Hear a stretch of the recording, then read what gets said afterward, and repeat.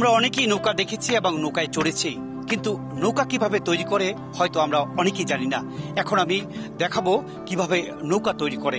এই গ্রামের নাম হইল গিয়া গোলমহাফল।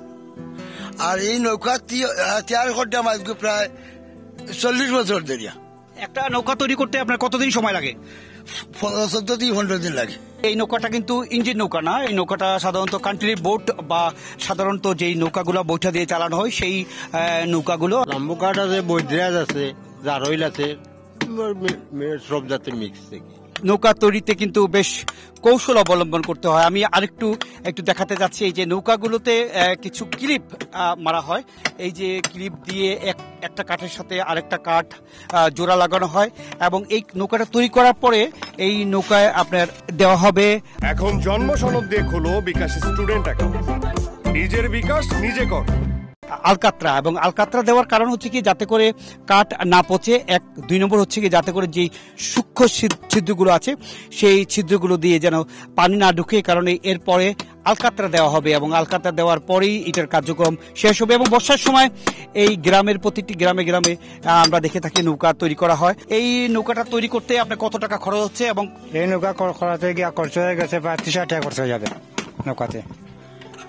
খরচ লাগাই গাছ টাছ সব কিছু কাজ করতে 30,000 টাকা খরচ হয়ে যাবে নৌকাতে। এবং এই নৌকা রাখতে পারলে 12-14 বছর যাবে নৌকায়।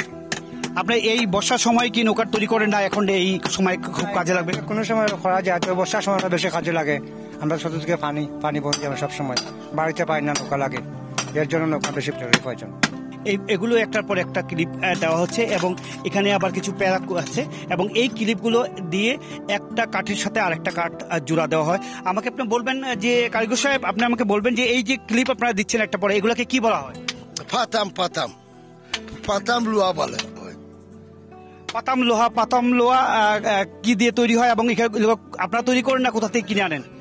ইটা দেখা থেকে গোয়ালা বাজার থেকে ইটা তারা খামারে বানায়। ইটা দাকুড়াল যারা বানায় এরা খাটিয়া প্লেটে খাটিয়া পিস করে পাতা বানায়, আর আমরা কিনে আনি।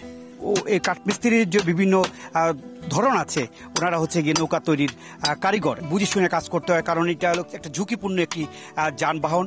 পানিতে চলার পরে এই যদি পাত ভিতর থেকে একটা কাঠ ছুটে যায় অথবা একটা অংশ যদি ছুটে যায় পানিতে থাকাকালীন অবস্থায়, তাহলে তো একটা দুর্ঘটনা ঘটবে।